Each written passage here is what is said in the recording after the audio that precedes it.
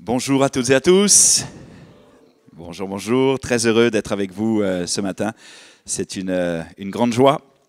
Je suis privilégié, c'est comme ça que ça se dit, d'être avec vous et puis de pouvoir vous partager ce que le Seigneur a mis sur mon cœur. Je disais hier à Azur et à Christian que ce n'est pas un séminaire classique. Je voudrais juste vous offrir une entrée en matière. On aurait pu parler des principes de communication, comment mieux communiquer dans le couple. Permettez-moi de vous dire que parfois, le séculier fait bien mieux que nous. Ils ont des principes et des A plus B et des choses qui sont super simples et enrichissantes à mettre en pratique. Mais même s'il leur manque l'aspect biblique, il est vrai que le séculier parfois nous offre de merveilleux outils. De temps en temps, il m'arrive de lire quelques livres de psychiatres, notamment québécois, David Burns qui a écrit « Comment être bien dans sa peau » ou « Être bien dans sa peau ». C'est un pavé, un livre jaune qui traite du renouvellement des pensées d'une manière assez incroyablement biblique même. Il n'y a pas un mot de la Bible à l'intérieur, mais lorsque je lis la Bible sur le renouvellement des pensées à la lumière de cet ouvrage, je me dis qu'il y a des gens qui ont compris bien des choses et que la Bible a toutes les solutions pour nous aujourd'hui d'une manière contemporaine en 2017. La Bible recèle de pépites d'or que parfois nous ne savons pas déterrer et que parfois nous ne comprenons pas. Nous avons besoin, je crois, dans nos églises d'avoir ou de réclamer passionnément le renouvellement de notre intelligence pour que en 2017 et d'une manière contemporaine, nous soyons capables et puissions comprendre, soyons capables de comprendre et puissions comprendre les vérités fondamentales de la parole de Dieu. Pourquoi ? Parce que c'est la vérité qui affranchit. Vous connaîtrez la vérité et la vérité vous rendra libre. C'est la vérité qui libère, c'est la vérité qui affranchit, c'est la vérité de la parole de Dieu. Nous avons souvent tendance à arrêter ce verset à la personne de Jésus. Vous connaîtrez Jésus, la vérité, et la vérité vous rendra libre de vos péchés. C'est vrai dans une grande partie et dans une certaine mesure, mais vous continuerez à connaître la vérité. Nous avons besoin, parce qu'elle est souvent voilée à notre intelligence, nous avons besoin de la connaître. Et le cri de mon cœur pour ma propre vie, c'est « Seigneur, éclaire-moi, montre-moi et révèle-moi mes zones d'ombre pour que je puisse les mettre à la lumière, afin d'être renouvelé, transformé. » Moi, je crie passionnément à Dieu régulièrement pour qu'il me transforme, pour qu'il me change, pour qu'il m'éclaire, pour qu'il m'affranchisse, pour qu'il me dise la vérité et que cette vérité, la vérité de la parole, la vérité du miroir de la parole, me montre la réalité de qui je suis, m'amène à la repentance pour une véritable transformation. Romains 12:2 nous propose d'être renouvelés, d'être transformé par le renouvellement de notre intelligence. En grec, c'est également pensée ou mentalité. La version Parole vivante le traduit merveilleusement bien. Soyez transformés par le renouvellement de votre mentalité. Et bien souvent, nos vieilles mentalités ont besoin d'être réformées et besoin d'être transformées. Besoin d'être renouvelé, notre intelligence également, mais le mot penser, on n'arrive pas toujours à comprendre ce que signifie le renouvellement de l'intelligence. Mais si je vous parle ce matin d'être renouvelé dans vos pensées, là vous allez comprendre. Être capable par le Saint-Esprit de renverser des forteresses de mensonges qui se sont ancrées en vous depuis des années, et qui vous amène à fonctionner de telle ou de telle manière, à penser de telle ou de telle manière, à réagir de telle ou de telle manière. Je crois que Jésus, dans ce week-end, par son esprit, veut passionnément réformer et renouveler non seulement notre mentalité, mais également nos pensées, pour que nous ne pensions plus à la manière des hommes, ça c'est la grande tentation, mais que nous pensions à la lumière de la parole de Dieu, que nous pensions à la lumière du royaume de Dieu, que nous développions tous ensemble, pour nos vies personnelles, pour nos couples et nos enfants, la mentalité du royaume de Dieu. Est-ce que vous êtes d'accord avec cela ? C'est la raison pour laquelle, je crois, je vous parle de tout cela. Pourquoi? Parce que je ne vais pas vous apporter des principes de A plus B aujourd'hui. Mieux communiquer, mieux se parler, connaître les femmes, connaître les hommes, comment nous fonctionnons et ainsi de suite. Mais je vais vous prêcher la parole en y amenant quelques petits raisonnements, quelques petites pépites, je l'espère, pour que vous puissiez les saisir. Et en les saisissant, je prie que le Saint-Esprit vous donne de comprendre les fondamentaux de la parole. Parce que je crois que c'est la parole de Dieu qui transforme, en fait.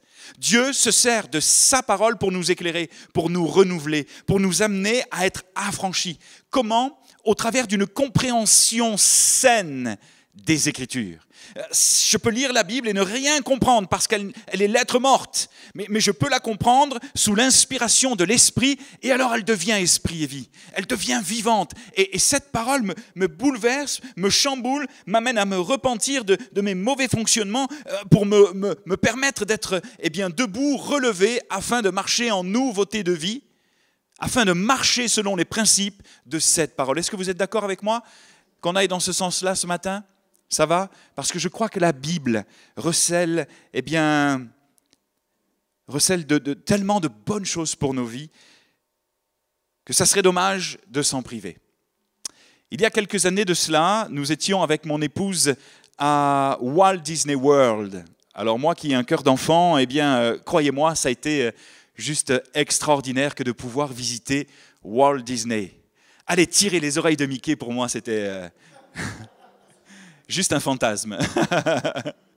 Et on est dans le parc, on se balade, ça se passe super bien. Timothée n'est pas encore né à l'époque. On rentre dans la chambre d'hôtel et puis je mets les informations et je tombe sur quelque chose d'impensable en France, d'impensable en Belgique.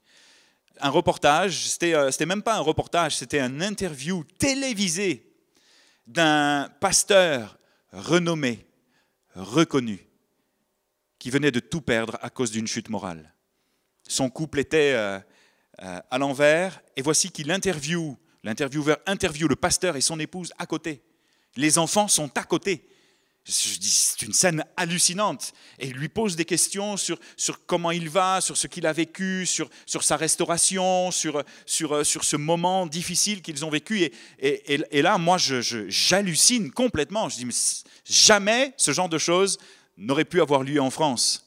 Mais lorsque j'écoute la vie de cet homme, parce que je comprends un petit peu l'anglais, je suis bouleversé parce que je sens une solitude dans sa vie. Il est gêné, exposé, il a tout perdu.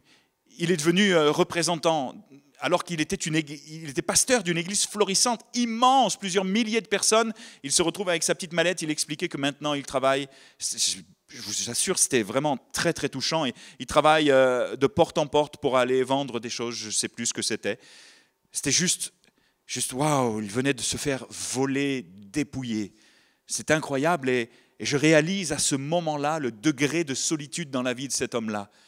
Combien il devait se sentir seul et abominablement seul dans son épreuve. Et j'ai réalisé que malgré que l'on soit entouré à l'église d'amis, de pasteurs, de frères, de sœurs, parfois nous n'avons pas le choix que de passer nos épreuves seuls et abominablement seuls. Je me suis demandé pourquoi. Pourquoi Jésus, est-ce que tu as permis dans notre couple que nous traversions cette épreuve seuls? Si j'avais expliqué, et je l'ai fait une fois, je n'ai pas été compris, mais si j'avais expliqué à l'église, si j'avais expliqué à d'autres personnes ce que nous vivions, je pense que les gens n'auraient pas compris. Un soir, c'était un mardi soir, je n'en pouvais plus. Oui, dans notre première église, c'était vraiment extrêmement compliqué. Nous vivions des tensions par rapport aux 10 années que nous vous avons expliquées hier. Un soir, je demande à prendre la parole et je crie un appel au secours à une église d'environ 120-150 personnes, une vieille église ADD, enfin une église ADD sur des anciens fondements. Et s'il vous plaît, aidez-nous, on vous en supplie, voici ce que l'on vit. Les gens n'ont pas compris. Et je me suis senti encore plus seul. Ça a été terrible pour nous, ce moment de solitude. Et j'ai questionné Jésus.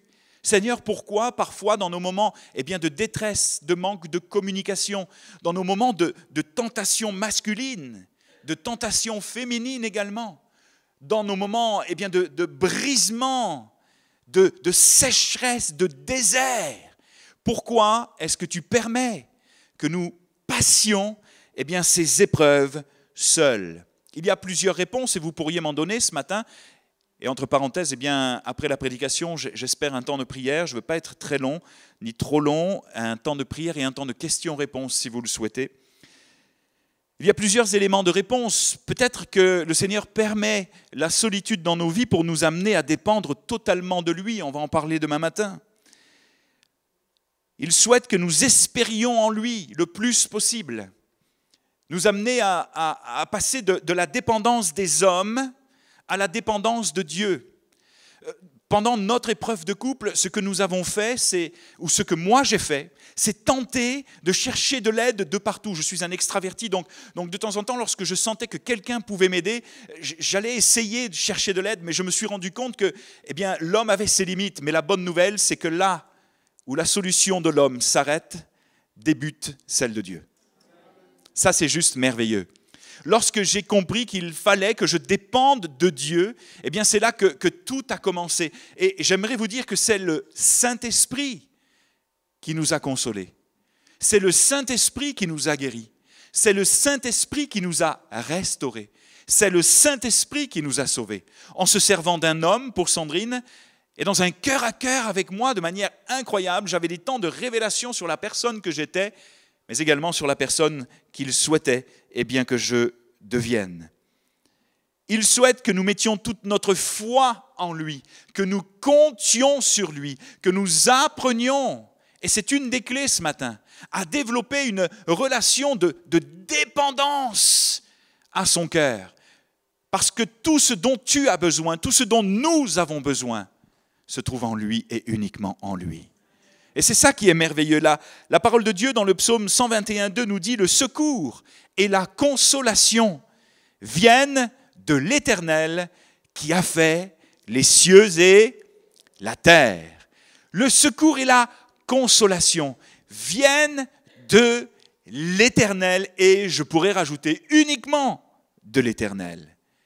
Pourquoi le Seigneur permet parfois que nous traversions nos épreuves seuls? Je crois, pour l'avoir expérimenté avec Sandrine, je crois que c'est aussi parce qu'il souhaite exercer nos mains au combat. Forger en nous une âme de vainqueur et non de perdant. La Bible dit que c'est de l'abondance du cœur que la bouche parle. Ce que vous dites révèle qui vous êtes. Ce que vous proclamez révèle ce que vous pensez profondément au-dedans de vous.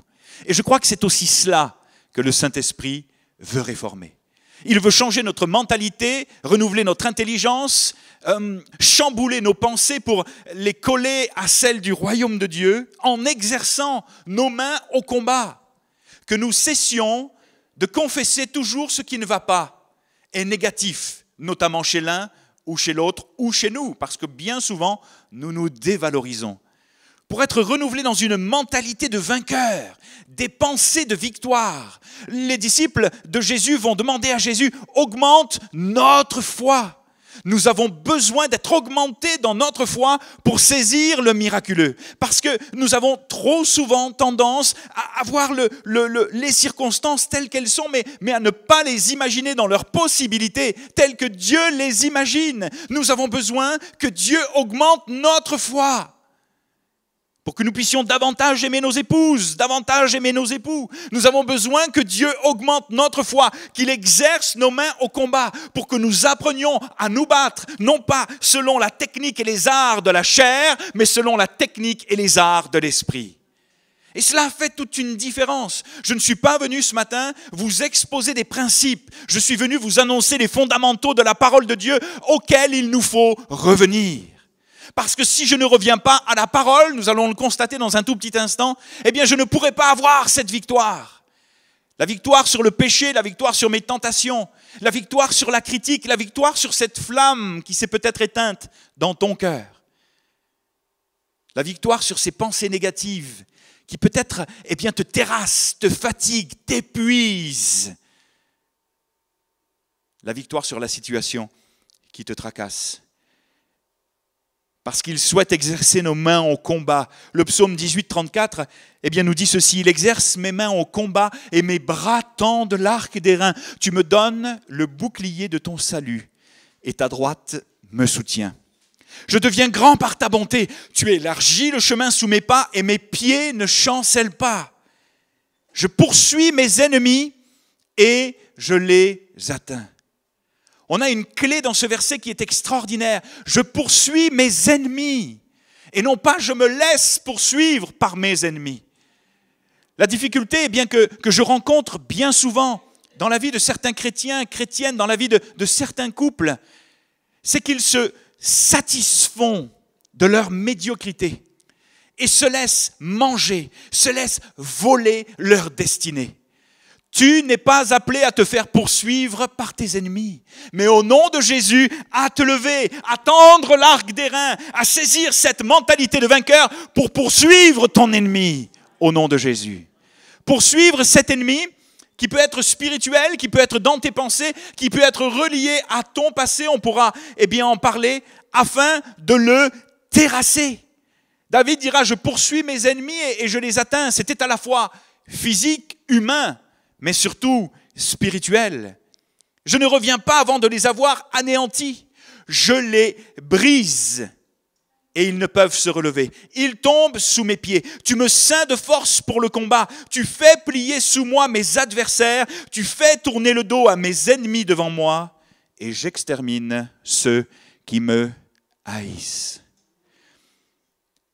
L'une des problématiques que nous rencontrons bien souvent chez les couples, c'est que beaucoup de gens, de femmes et d'hommes, se sont habitués à vivre ce qu'ils vivent de si mauvais, de si négatif et de si destructeur. C'est comme si c'était un mauvais ami, mais on s'en contente et on vit avec. Et ce qui est juste incroyable, c'est que ce soit la tentation visuelle, au niveau de ce que les hommes ou les femmes d'ailleurs peuvent regarder, imaginer ou même vivre en dehors du mariage, ce qui est incroyable, c'est qu'il n'y a plus aucune force ni vitalité dans le combat. On s'est habitué à vivre le problème de couple et on va vivre avec notre problème de couple jusqu'à ce que l'on divorce ou jusqu'à ce que la mort nous sépare. Et parfois, j'ai pu discuter avec certaines personnes, on souhaite même la mort de l'autre. Seigneur, je ne peux juste plus vivre avec cette femme, je ne peux juste plus vivre avec cet homme. Et il y a toutes sortes de pensées aussi folles que si tu pouvais la reprendre ou si tu pouvais le reprendre, ça me soulagerait tellement. Mais le problème, c'est que le problème n'est pas réglé.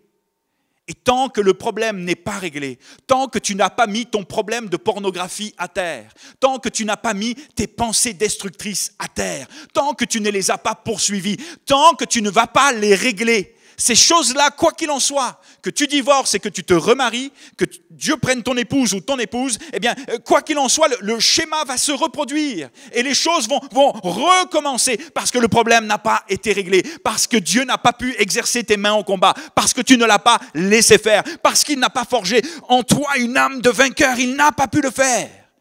Mais alors qu'il va le faire, tu vas voir, miraculeusement, ton problème changer.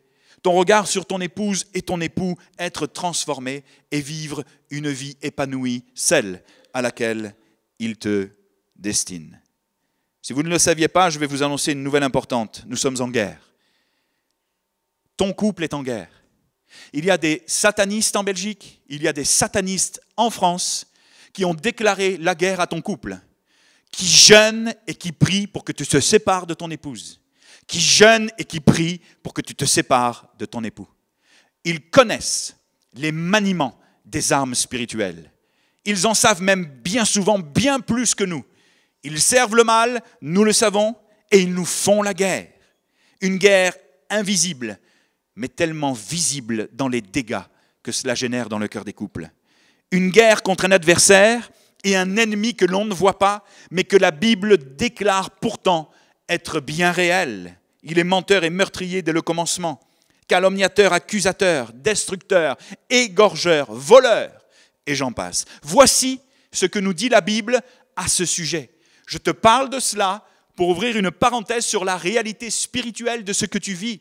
Il y a bien sûr l'œuvre de la chair, l'œuvre des blessures du passé. Le diable se sert de tout cela. L'œuvre du mensonge dans tes pensées, organisée et orchestrée par un ennemi et par une armée d'ennemis qui s'est jeté contre ton couple comme le Seigneur l'a révélé un jour à Sandrine. Le diable s'est jeté contre ton couple et il ne laissera pas pierre sur pierre. Et c'est ce qu'il veut faire dans ta vie. Il ne s'arrêtera pas au divorce. Il va s'en prendre à la vie de tes enfants, à ta propre vie. Essayer de t'éloigner de Dieu pour te perdre définitivement, comme il arrive bien souvent à le faire avec nos frères et nos sœurs. Et entre parenthèses, c'est un grand motif de prière. Grand motif de prière. Que nous puissions être éclairés par rapport à ceux et celles qui vivent ces choses, qui ont vécu ces choses, les affres du divorce, le fait d'avoir quitté Dieu, et que ça nous donne une passion pour eux, l'envie de les ramener dans la bergerie. Jésus, s'il te plaît, je crie à toi pour que ces hommes et ces femmes reviennent. Reviennent en tant que couple, reviennent en tant qu'homme, reviennent en tant que femme dans ton Église. Soyez sobres, nous dit 1 Pierre 5,8 à ce sujet. Veillez. Votre adversaire, le diable, rôde. Rôde, c'est-à-dire qu'il est en chemin et qu'il cherche en grec une opportunité. Il est comme un lion rugissant, cherchant qu'il dévorera. En grec, c'est accablera, accabler. Il cherche qui accabler. Il est écrit quelque chose d'absolument merveilleux et c'est une autre clé ce matin pour nous. Résistez-lui avec une foi faible. Alléluia! Ah non, vous ne pouvez pas dire amen à ça. Je vous ai piégé. Ah non, vous ne pouvez pas dire amen à ça. Résistez-lui avec une foi molle. Non. Résistez-lui avec une foi chancelante. Non. Résistez-lui avec une foi ferme. Amen. Et là, vous pouvez dire amen. Amen. Résistez-lui avec une foi ferme, une foi ancrée dans les fondements de la parole, une foi ancrée dans son amour, une foi ancrée dans sa puissance, une foi ancrée dans sa sainteté, une foi ancrée dans sa volonté, sachant que les mêmes souffrances, les mêmes moments de solitude, les mêmes moments de tentation, les mêmes moments de difficulté de communication, les mêmes moments de difficulté sexuelle, les mêmes moments de difficulté de couple sont imposés à vos frères dans le monde. Et le Dieu de toute grâce qui vous a appelé en Jésus-Christ à sa gloire éternelle, après que vous aurez souffert un peu de temps. Après que vous aurez souffert un peu de temps. Ça a pris 10 ans pour nous. Peut-être que pour toi, ça prendra un petit peu plus ou un petit peu moins de temps, mais c'est toujours face à l'éternité et face à ce qu'il nous réserve comme bénédiction, un peu de temps. Il vous perfectionnera lui-même. Il vous affermira. Il vous fortifiera et il vous rendra inébranlable. À lui soit la puissance au siècle des siècles. Amen.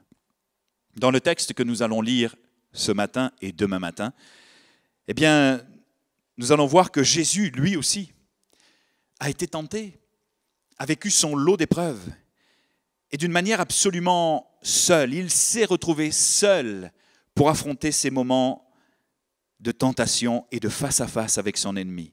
Je crois que dans sa vie, ce furent des moments critiques, des bras de fer spirituels, des combats absolument déterminants et riches d'enseignements pour nos vies ce matin.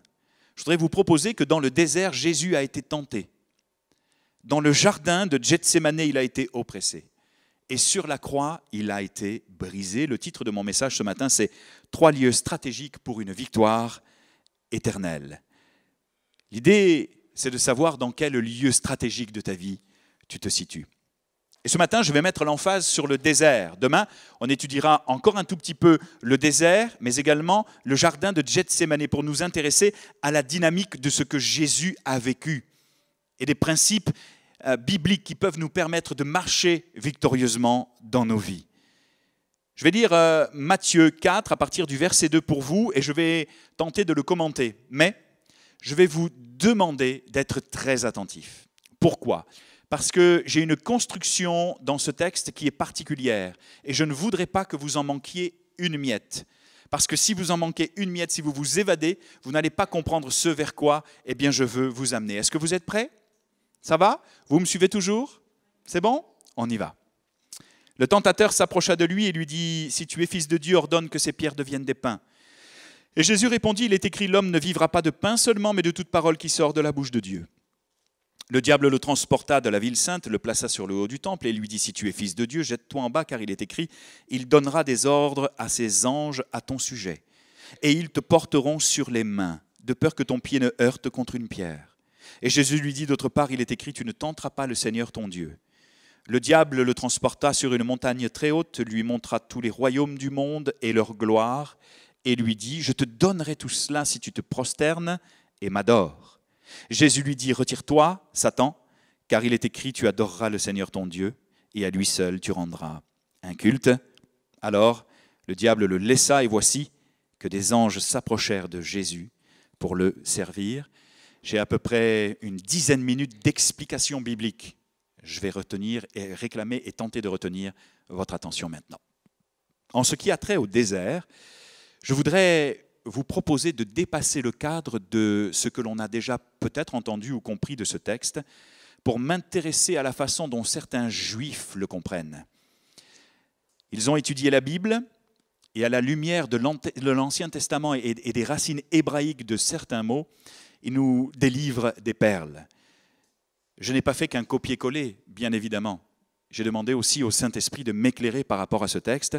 Et vous allez voir que c'est absolument savoureux. J'en ai été d'abord l'heureux et premier bénéficiaire. Et je prie que ce matin, vous puissiez en tirer toute la saveur et toute l'essence.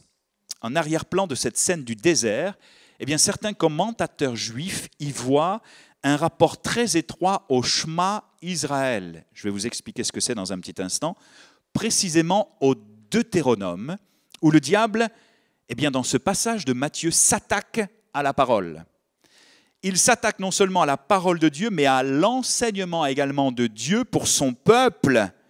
Et on se rend compte, en amont, qu'il défie le Dieu unique d'Israël dans ce temps de tentation de Matthieu 4.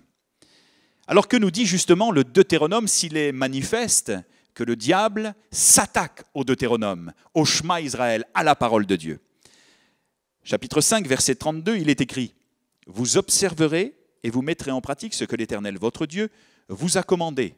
Vous ne vous en écarterez ni à droite, ni à gauche. » Et dans le désert, c'est exactement ce que le diable tente de faire à Jésus. Il veut que Jésus s'écarte de la parole de Dieu. Il veut que Jésus s'écarte des commandements, qu'il y désobéisse. Deutéronome 6.4, et c'est là le Shema Israël, Shema en hébreu, écoute en français. Écoute Israël, l'Éternel notre Dieu est un. Tu aimeras l'Éternel ton Dieu de tout ton cœur, de toute ton âme et de toute ta force. Chapitre 6, verset 13, tu craindras l'Éternel ton Dieu, et c'est à lui que tu rendras un culte. Souvenez-vous, le diable s'approche de Jésus et lui demande de l'adorer. Il s'attaque à la parole de Dieu. Il défie les commandements. Il veut amener Jésus à désobéir à la parole. Chapitre 6, verset 16. Vous ne tenterez pas l'Éternel votre Dieu comme vous l'avez tenté à Massa. Et qu'est-ce que fait le diable en proposant à Jésus de sauter du haut du temple? Il veut que Jésus tente Dieu, qu'il devance le temps. Or, ce n'était pas la destinée ni le plan de Dieu pour Jésus. Et on s'aperçoit, vous me suivez toujours, que dans le texte de Matthieu, le diable tente de faire sortir Jésus du cadre des Écritures, du cadre de la parole, du cadre du Deutéronome, du commandement, en l'amenant à y désobéir de plusieurs manières. Il veut inciter Jésus à sortir de la provision de Dieu. Il veut que Jésus pourvoie lui-même à ses propres besoins. Quelle subtile tentation pour nos vies également, vous allez le comprendre dans un tout petit instant. Il veut inciter Jésus à sortir de la souveraineté de Dieu, que Jésus passe de l'adoration du Père à l'adoration de sa personne. Vous comprenez? Et il veut inciter Jésus à sortir du timing et du plan de Dieu. Que Jésus tente Dieu ou lui force la main. Et il sait que si Jésus transgresse les commandements, eh bien il sait que c'est fini. Je crois que la croix est l'ultime victoire sur le péché et sur la mort. Mais je crois que la victoire de Jésus commence dans le secret, alors que personne ne le voit. Commence dans le désert de sa vie. Et l'ultime et grande victoire de ta vie commence dans ton désert. Là où tu souffres, là où tu es tenté, là où tu es seul, et là où tu as juste besoin d'apprendre à dépendre de Dieu. Mais comment? Nous allons le voir dans un tout petit instant. Il sait que si Jésus transgresse la parole, il a gagné. Et si vous vous souvenez de la parole, de ce qui s'est passé à un moment donné dans un endroit mythique, il sait que s'il remporte la victoire avec Jésus, c'en est de même qu'avec Adam et Ève. Souvenez-vous, c'est le même scénario. Au moment de la tentation et de la chute en Éden, Adam et Ève sont sortis de la provision de Dieu en mangeant du fruit défendu. Ils sont sortis de la souveraineté de Dieu en se plaçant, eux et le reste de l'humanité, sous l'influence de la chair et du diable. Ils sont sortis du plan initial de Dieu, alors que le Seigneur n'avait pas prévu. Même s'il est omniscient et qu'il connaît toutes choses, le plan de Dieu pour Adam et Ève, ce n'était pas qu'ils soient chassés du jardin. Et comment le diable s'y est pris? Comment le diable s'y prend-il également dans ta vie? De la même manière qu'il l'a fait avec Jésus. En mettant en doute ce que Dieu a dit, en s'attaquant à la parole, au commandement et à la promesse qu'Adam et Ève avaient reçue. Lisons Genèse 2,16 ensemble. L'Éternel Dieu donna ce commandement à l'homme. Tu pourras manger de tous les arbres du jardin, la provision de Dieu. Mais tu ne mangeras pas de l'arbre de la connaissance du bien et du mal, car le jour où tu en mangeras, tu mourras. Voilà le commandement et la parole à laquelle Adam et Ève devaient obéir. Le commandement qu'ils devaient observer et la promesse à laquelle il était destiné. Je sais qu'en ce moment, vous me suivez, mais vous êtes en train de vous dire, mais où est-ce qu'il s'en va? Vous allez comprendre dans un tout petit instant le rapport à nos couples ce matin. Et vous seriez en droit de me dire, mais de quelle promesse s'agit-il? Parce que ce texte ne nous parle pas de promesse du tout. Tu pourras manger de tous les arbres du jardin, mais tu ne mangeras pas de l'arbre de la connaissance du bien et du mal, car le jour où tu en mangeras, tu mourras. Où est la promesse? C'est une promesse implicite qui ne se voit pas à l'œil nu, mais que l'on retrouve dans le livre du Deutéronome, encore le Deutéronome chapitre 28, verset 14, et qui est encore valable pour nos vies aujourd'hui. Bénédiction, malédiction. Si tu obéis à la voix de l'Éternel ton Dieu en observant et en mettant en pratique tous ces commandements que je te prescris aujourd'hui, l'Éternel te donnera la victoire sur tes ennemis, ceux qui s'élèveront contre toi. Ils sortiront contre toi par un seul chemin, ils s'enfuiront devant toi par 7 chemins. L'Éternel ordonnera la bénédiction d'être avec toi dans tes greniers et dans toutes tes entreprises. L'Éternel te comblera de biens, en multipliant le fruit de tes entrailles, le fruit de tes troupeaux et le fruit de ton sol dans le pays que l'Éternel a juré à tes pères de te donner. L'Éternel t'ouvrira son bon trésor, le ciel, pour envoyer à ton pays la pluie en son temps et pour bénir tout le travail de tes mains. L'Éternel fera de toi la tête et non la queue. Tu seras toujours en haut, tu ne seras jamais en bas. Lorsque tu obéiras aux commandements de l'Éternel ton Dieu que je te prescris aujourd'hui, lorsque tu les observeras et les mettras en pratique et que tu ne les détourneras ni à droite ni à gauche de tous les commandements que je vous donne aujourd'hui pour aller auprès d'autres dieux et pour les servir. Par contre, si tu désobéis, tu mourras. C'est incroyable parce qu'en obéissant et en restant dans le cadre du conseil de Dieu et de sa volonté, Adam et Ève étaient les garants d'une vie extraordinaire et d'une vie merveilleuse. Ils étaient protégés et leur intimité avec Dieu était préservée. Et cela, le diable le savait, c'est la raison pour laquelle il va les tenter. Quel rapport ça a avec nos vies aujourd'hui? Vous allez le comprendre dans un tout petit instant lorsque je vais appliquer le texte. Mais il est riche d'enseignements parce que dans le jardin de nos vies, il y a toujours un tentateur et un voleur qui veut venir nous voler la bénédiction et la promesse à laquelle nous sommes appelés. Dans le jardin de nos couples, dans le jardin de notre intimité, il y a toujours des tentatives d'intrusion et des tentatives de vol, de cambriolage de nos émotions, de nos pensées, des promesses que Dieu nous a données, en essayant de briser et de ravager nos couples de la plus subtile, mais de la plus vieille des manières, en nous incitant à désobéir à la parole de Dieu, en nous incitant à sortir du cadre de sa volonté, en nous incitant à pourvoir nous-mêmes à nos propres besoins, plutôt que de rester dépendants du Saint-Esprit, dépendant de sa nourriture, dépendant de son intervention. C'est la chose la plus difficile. Et il y a un appel de Dieu ce matin, je crois, à revenir à la parole, à revenir au fondement, à nous repentir de notre désobéissance. Je ne parle pas des 613 commandements. Je parle des commandements qui sont esprit et vie. Jésus va dire dans sa parole, vous êtes heureux. Vous qui entendez toutes ces choses, vous qui entendez mes enseignements, vous qui entendez aujourd'hui en 2017 les enseignements contemporains des pasteurs inspirés par le Saint-Esprit, vous êtes heureux, vous qui entendez ces choses, pourvu que vous les mettiez en pratique. L'une des plus grandes problématiques pour nous, c'est que, nous avons le manuel, mais nous ne savons pas nous en servir. Où nous nous en sommes servis un certain temps et à cause du découragement de ce que le diable a semé dans nos pensées, nous nous en sommes écartés, soit à droite, soit à gauche. Nous avons tenté de changer nos pierres en pain, d'essayer de soulager notre souffrance au travers de décisions humaines, au lieu de rester dépendant du Saint-Esprit. Il n'y a pas 36 solutions pour que ton couple soit sauvé ce matin. Il n'y a pas 36 solutions pour que tu grandisses en Jésus-Christ. Il n'y a pas 36 solutions pour que tu traverses le désert victorieusement et qu'au travers de ce désert et au sortir de ce désert, Jésus te fasse grandir à sa stature. Il n'y a pas 36 solutions. Reviens à la parole de Dieu ce matin. Sois renouvelé dans les fondements, sois renouvelé dans l'obéissance. Sois renouvelé dans une dépendance au Saint-Esprit parce qu'il veut faire de toi et au travers de toi des choses que tu ne soupçonne même pas.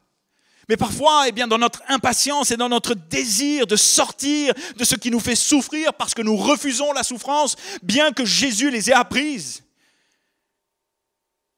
les choses qu'il a apprises au travers de l'obéissance. Il nous semble inconcevable de continuer à souffrir comme nous souffrons, alors nous essayons de trouver des solutions humaines. Mais nous allons voir que il y a des solutions pour sortir victorieux, marcher victorieux et préserver notre couple des attaques de l'ennemi, préserver nos pensées, préserver nos cœurs, afin que nous ne nous fassions pas ni ravager, ni voler. J'ai dit un jour à mon épouse, et je l'ai surtout dit à Dieu, je refuse de me faire voler. Je refuse que le diable vienne, s'introduise dans mon jardin et me dérobe ce à quoi je suis appelé. Mais comment ? En Genèse 2,15, il est écrit quelque chose pour notre enseignement ce matin de fabuleux. L'Éternel Dieu prit l'homme et le plaça dans le jardin d'Éden pour le cultiver et le garder. À bien y réfléchir et pour être honnête avec vous dans cette deuxième partie de message, je vous avoue n'avoir jamais vraiment cru qu'Adam était un simple jardinier, juste destiné à garder et cultiver un jardin si beau soit-il.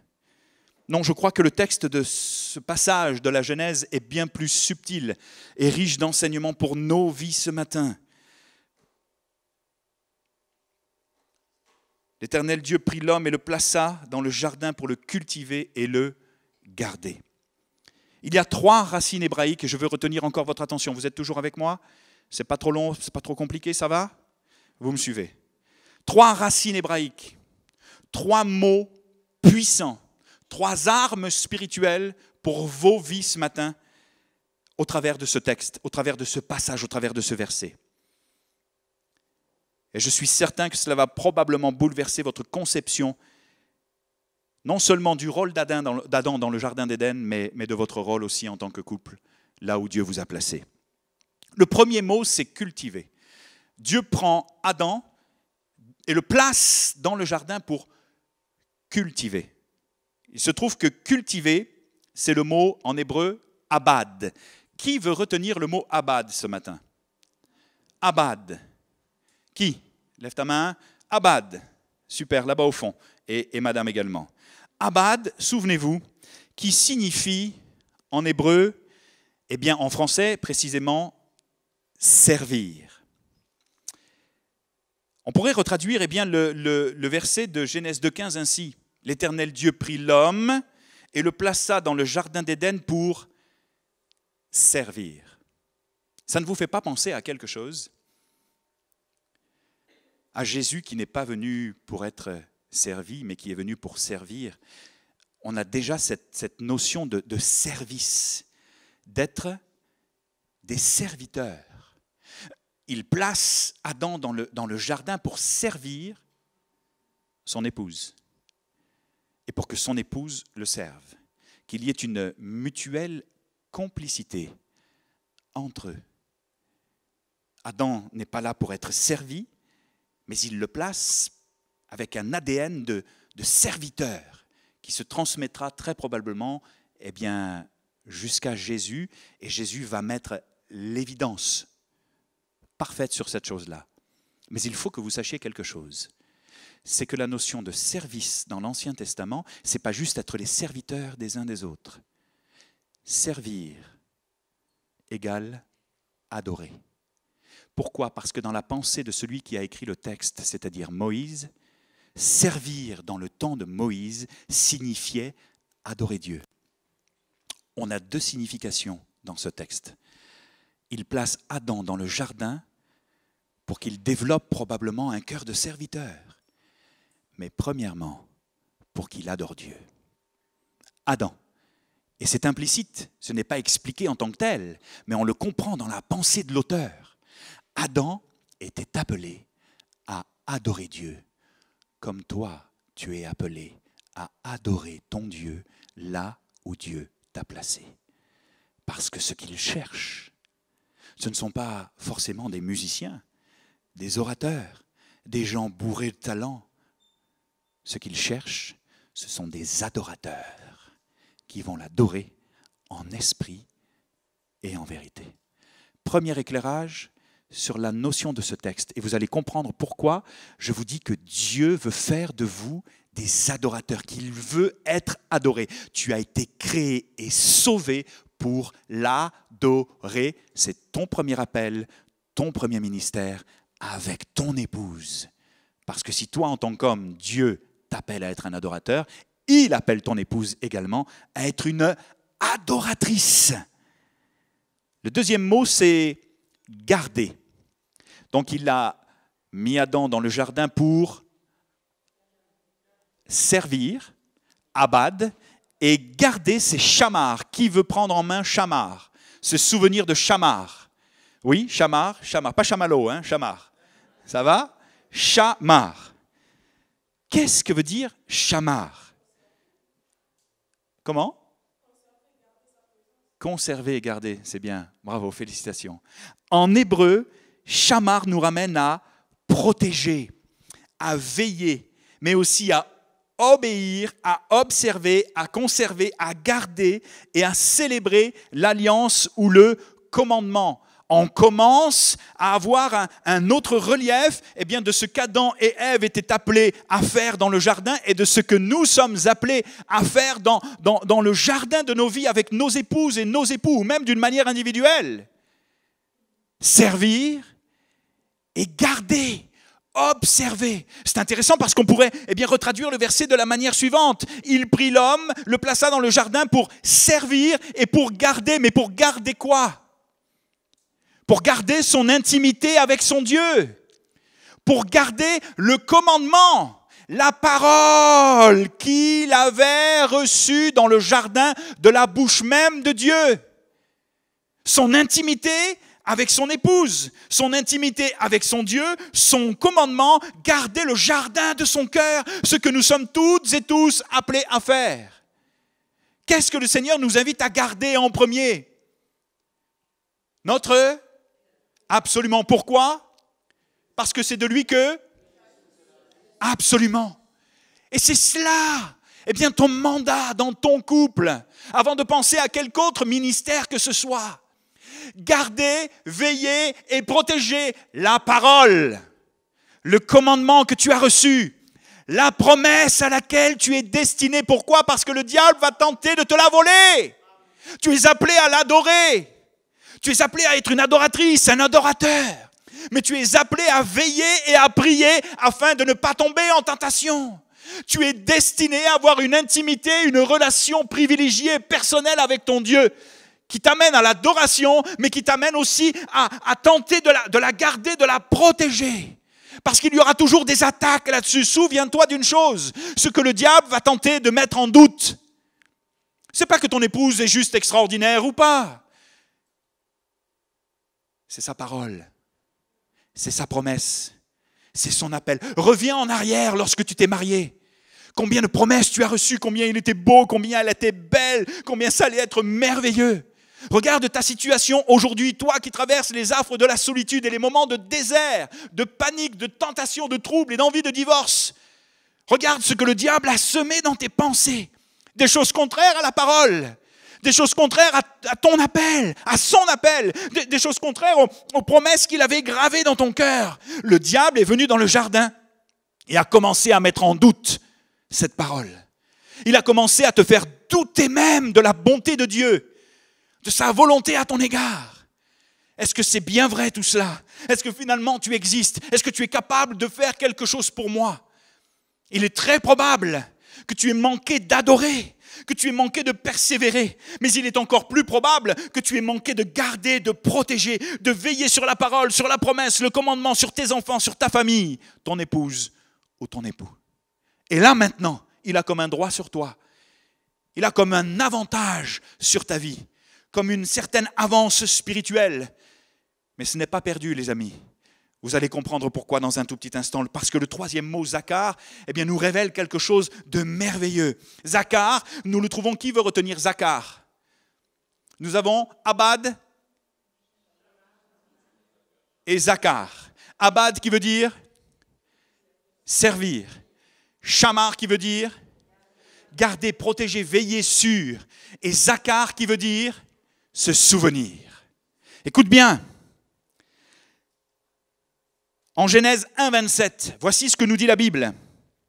Dieu créa l'homme à son image. À l'image de Dieu, il le créa mâle et femelle. Il le créa. Ça, c'est avant que Adam ne soit placé dans le jardin. Il y a déjà une indication extraordinaire pour nos vies également. Je vous ai dit ne pas venir avec des principes A plus B, lève-toi le matin, maquille-toi, parle mieux à ton époux et ainsi de suite. Non, reviens aux fondamentaux de la parole et tu vas comprendre que cette parole est esprit et vie et qu'elle est capable de te relever, de te sauver et de t'amener bien plus loin que tu ne peux l'imaginer. Écoute bien, Zakhar signifie se souvenir. Zakhar en hébreu et en français c'est se souvenir, celui qui se souvient. Le mot mâle, c'est Zakhar. En fait, il les créa Zakhar et femelle. Il le créa d'abord mâle, Zakhar. D'où Zacharie et ainsi de suite. Mais pourquoi Zakhar? Pourquoi se souvenir? Parce que je crois que dans le jardin d'Éden, il y avait un appel sur Adam également, celui de se souvenir, celui de se rappeler, celui de ne pas oublier. As-tu remarqué combien et comment lorsque la tentation, le découragement, lorsque l'épreuve vient frapper à ta porte et lorsque tu lui ouvres, combien nous sommes tous faits de la même chair et des mêmes os, de la même nature, combien nous oublions. Au moment où cette tentation vient et me dit de me séparer de mon épouse, combien j'oublie les bons moments, combien j'oublie les instants merveilleux que nous avons vécus, la créature merveilleuse que Dieu a placée à mes côtés. Pardon ? Les engagements, combien j'oublie les engagements. Exactement. As-tu remarqué comment eh bien, la tentation est subtile, elle commence par nous faire douter de la parole, douter de Dieu. Nous prive de notre adoration, de notre intimité. Je ne prie plus. J'entends plus la voix de Dieu. Je ne l'adore plus. Je n'entends que mes pensées, que les revendications de ma chair. Un jour, un ami était allongé dans son lit et il a entendu sa chair maudire Dieu. Audiblement. Je te maudis, Dieu. C'était audible, ce n'était pas un démon. Il a su discerner que c'était sa chair. La chair qui a des désirs contraires à ceux de l'esprit. L'esprit qui veut te ramener à l'adoration du vrai Dieu.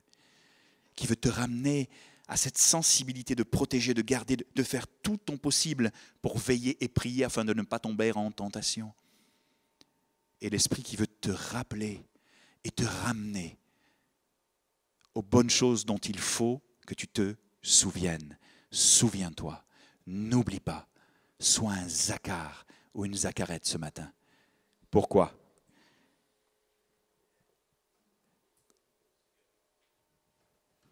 Pourquoi ?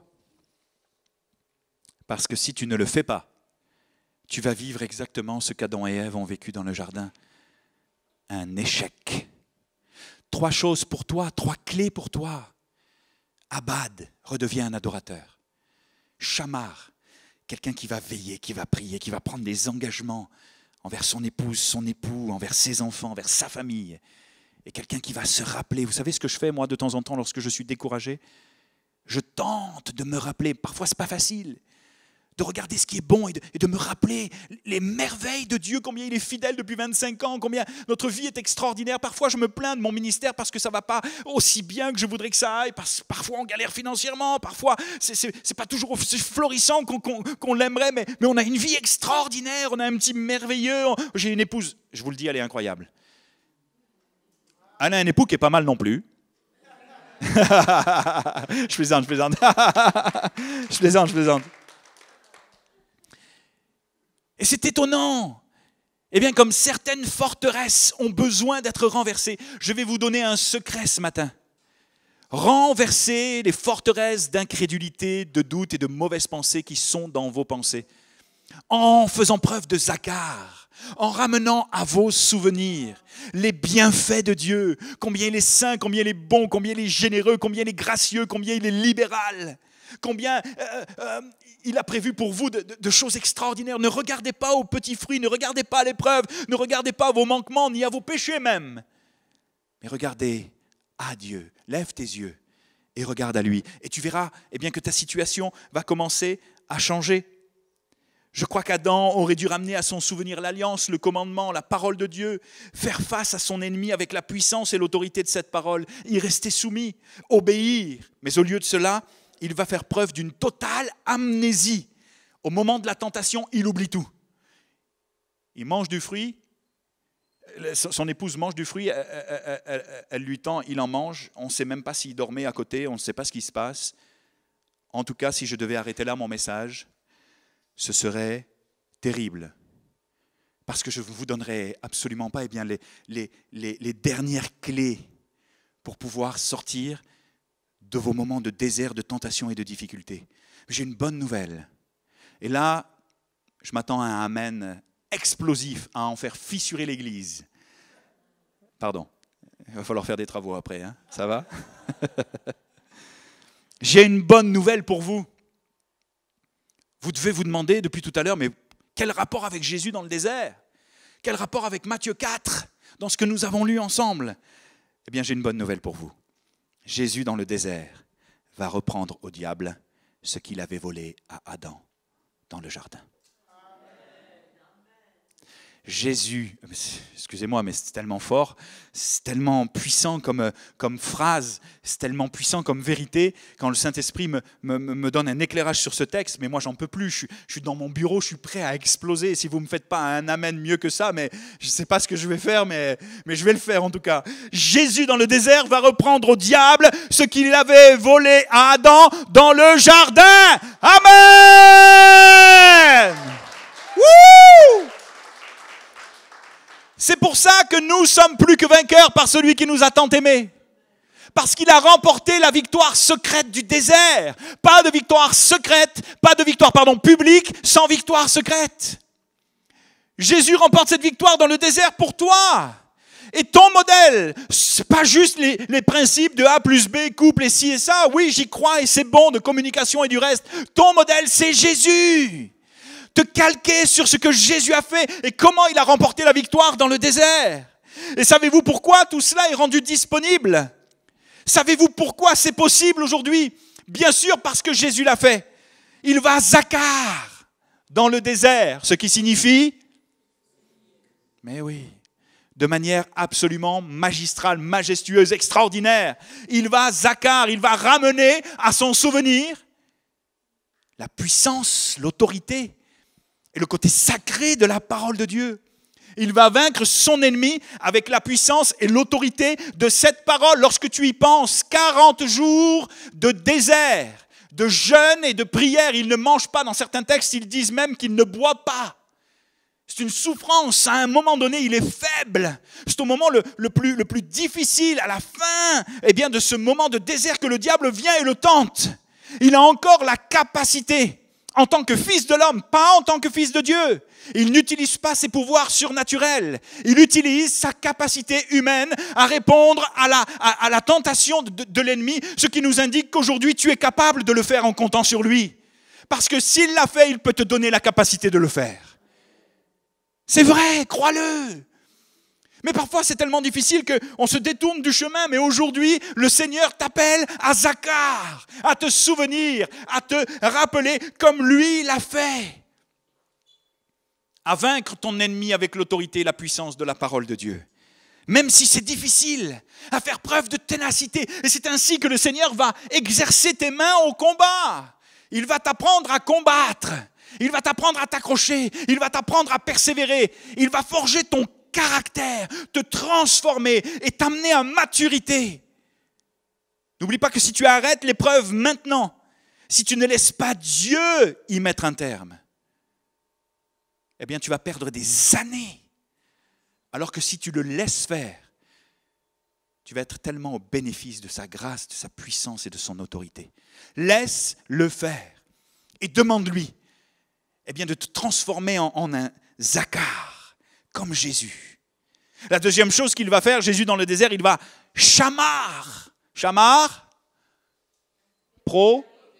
protéger, absolument. Il va observer, il va garder précieusement le commandement. Il ne va pas y désobéir, il ne va s'en écarter ni à droite ni à gauche. C'est pour cela qu'il peut te faire entrer ce matin dans ses promesses. C'est parce qu'il les a préservés, c'est parce qu'il les a protégés pour toi. Le plan de Dieu, c'était de l'amener jusqu'à la croix. Mais le plan de Dieu, c'était aussi de te montrer, de t'apprendre et de t'indiquer le chemin qu'il faut suivre spirituellement pour avoir la victoire. Garder, protéger, observer, préserver. Il va restaurer la suprématie de la parole en lui rendant son caractère sacré et son efficacité. Son autorité, il est soumis aux Écritures et il ne prendra aucun raccourci pour devancer le temps. Et il va abad, servir et adorer. Il va préserver son intimité, sa communion avec son Père. Ça, c'est le plus important. En continuant à l'adorer lui seul, il va rester sous sa souveraineté. Je refuse de passer sous la souveraineté de la chair ou la souveraineté de l'ennemi.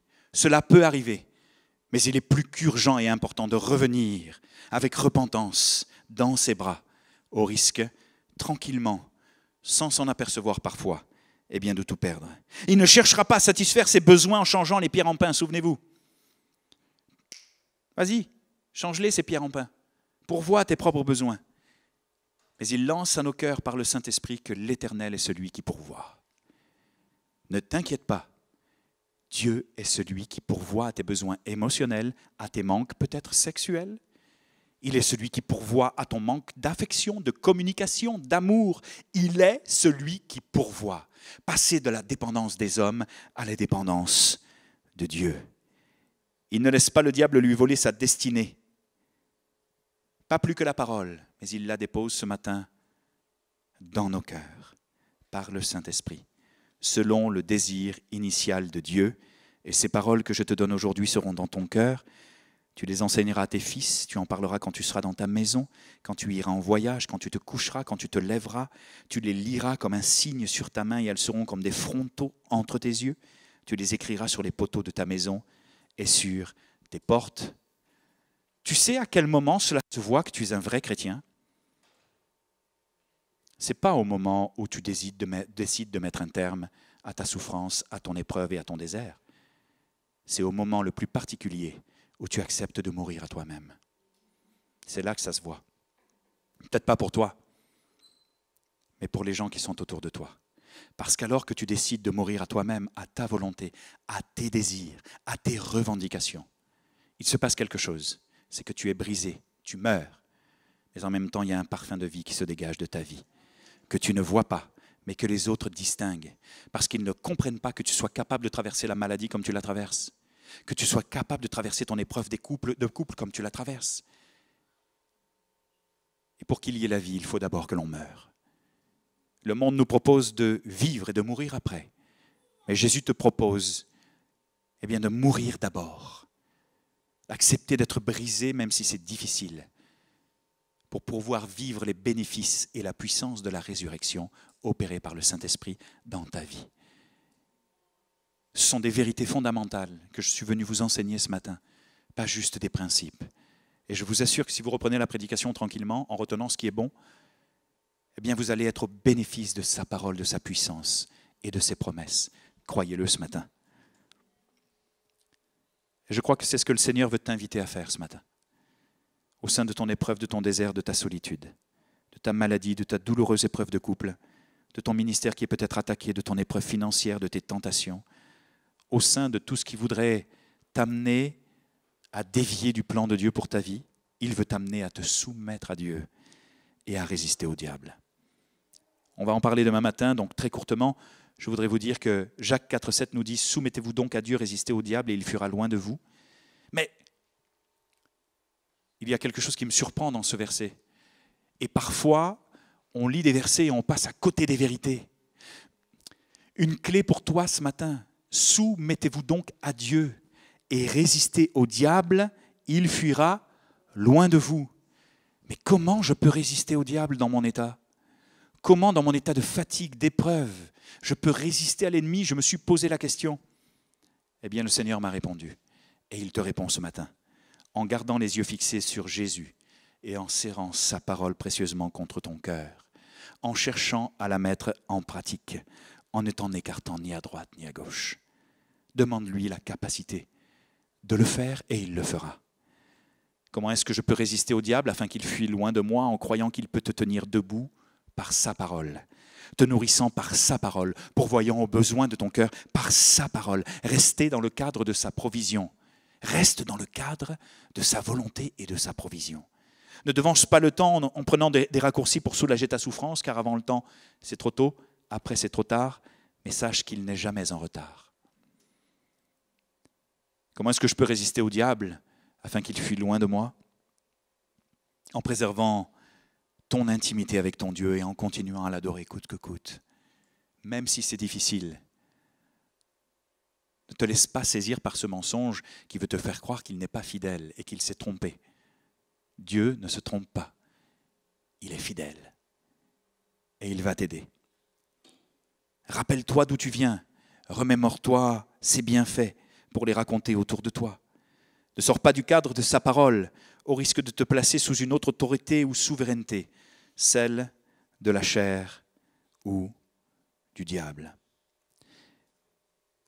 Est-ce que notre ami musicien peut venir me rejoindre, s'il vous plaît ?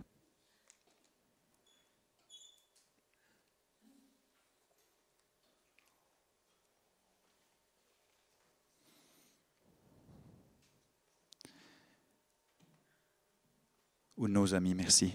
Comment est-ce que je peux résister au diable afin qu'il fuit loin de moi en revenant dans ses bras, même si tu t'es éloigné de lui et que toi aussi peut-être tu as oublié au moment le plus dur de ton épreuve et que tu as chuté parce qu'il t'aime et te pardonne ce matin.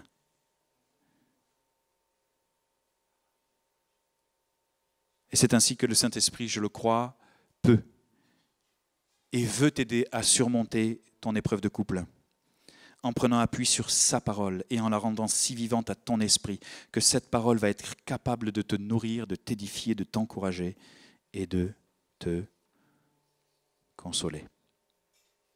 Je me souviens d'une personne au Québec qui était en train de vivre une épreuve de couple terrible. Cela faisait 2 fois que son époux avait été pris en comme en flagrant délit d'adultère avec une autre femme.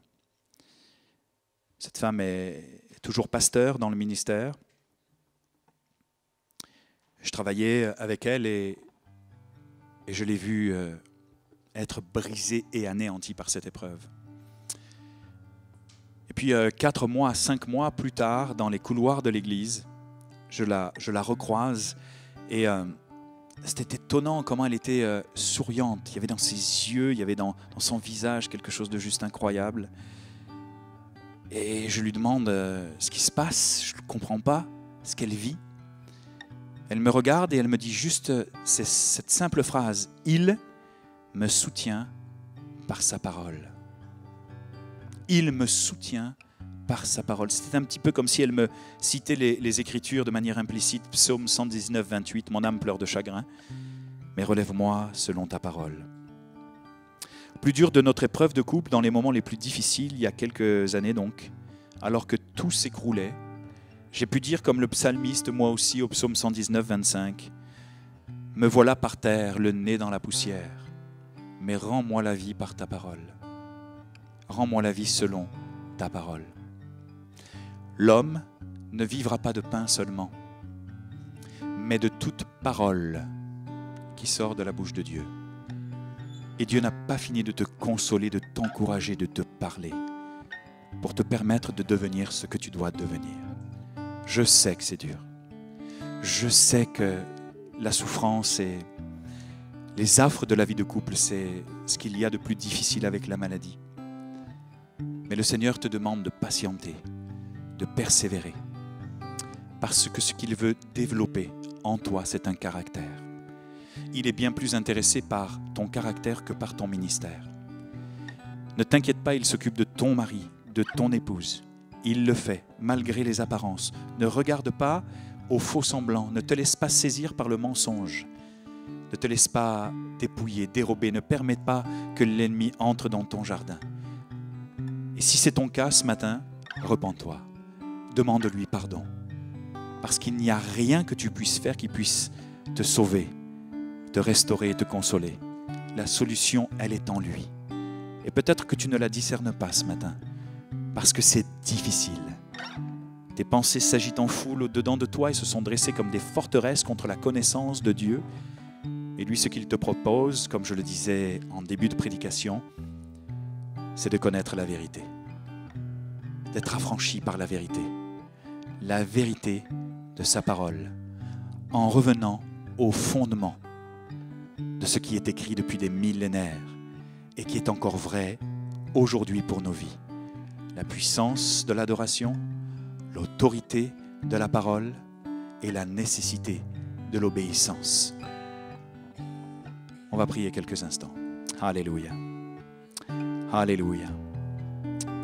Alléluia. Je te bénis, Seigneur Jésus, pour ce moment d'intimité avec toi. Je te bénis, Seigneur, pour ce moment de cœur à cœur, pour ce moment puissant de révélation de ta parole.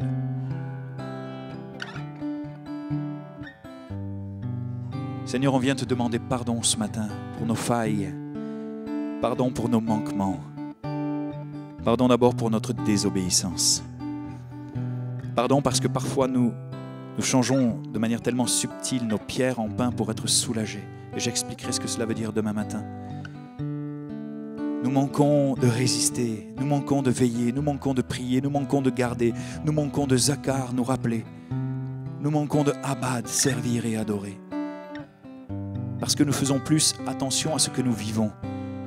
Nous sommes centrés sur nous-mêmes, comme de petits enfants. Lorsque je vois mon fils qui a 4 ans, c'est moi je.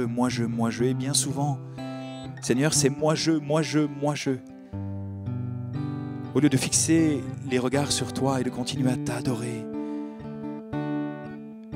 à entretenir notre relation d'amour avec toi, nous nous laissons piéger, détourner de ton plan, de ta volonté et de ta grâce qui est si belle.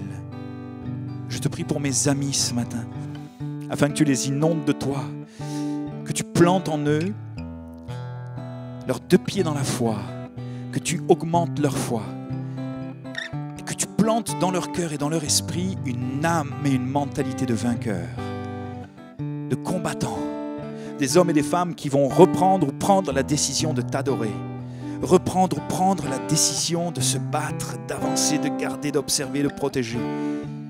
Les armes avec lesquelles nous combattons ne sont pas charnelles, mais elles sont spirituelles pour renverser les forteresses. Je prie au nom de Jésus qu'il y ait des forteresses qui tombent ce matin. Forteresses de doute, forteresses d'incrédulité, forteresses de péché, forteresses de séduction, forteresses de mensonge. Au nom de Jésus, éclaire-les selon ta parole. Ramène-les à toi, au nom de Jésus. Et habille-les d'un vêtement nouveau, un vêtement de consolation, de douceur, de joie, d'espoir. Je prie pour les couples qui sont au bord du divorce, ou le couple, peut-être ce matin, peut-être qu'il n'y en a qu'un qui est au bord du divorce. Je prie que tu les ramènes à leur bon sens, au nom de Jésus. Et que tu leur donnes, Seigneur, cette portion d'intimité, de renouvellement dans la prière, cette soif de toi, de t'obéir. Il y a une chose dont je me rappelle avec Sandrine, c'est que je n'ai pas commis d'adultère pendant les 10 années de privation sexuelle parce que je te craignais. Je n'ai pas chuté parce que je te craignais, je voulais faire ta volonté. Pourtant, ça aurait été tellement facile parfois. Et elle, pareil, on est resté, malgré la souffrance, attaché à toi parce que nous avions la crainte de toi. Je prie que tu restaures aussi, comme dans la vie de Jésus, une crainte de l'Éternel. Un respect, un amour profond pour toi. Un amour qui nous amène à l'obéissance, au sacrifice, à l'acceptation de ce que nous vivons, au nom de Jésus, pour pouvoir marcher victorieusement. Je prie qu'il y ait des hommes et des femmes qui acceptent d'être brisés ce matin, pour qu'un parfum de vie et de résurrection puisse les animer, et que l'on voit au travers de leur vie la puissance et le témoignage du Dieu vivant et vrai qui agit encore dans les vies. Au nom de Jésus, au nom de Jésus-Christ, viens Jésus, par ton esprit, viens faire tout cela, viens restaurer, viens sécher les larmes, viens redonner l'espoir. Il n'y a que toi lorsqu'on regarde à toi, au nom de Jésus. Et c'est étonnant comme lorsqu'un homme se tourne vers toi, comme ses pensées changent, comme son cœur change, comme sa mentalité change. Ou lorsqu'une femme se tourne vers toi, avec repentance, avec cri, avec larmes, avec dépendance, c'est incroyable. Comment tu es capable de changer cette femme, de changer cet homme. Je prie qu'il en soit ainsi dans cette église, au nom de Jésus. Alléluia. Gardons les yeux fermés, les têtes baissées. Laissons-nous vraiment touchés par le Seigneur ce matin.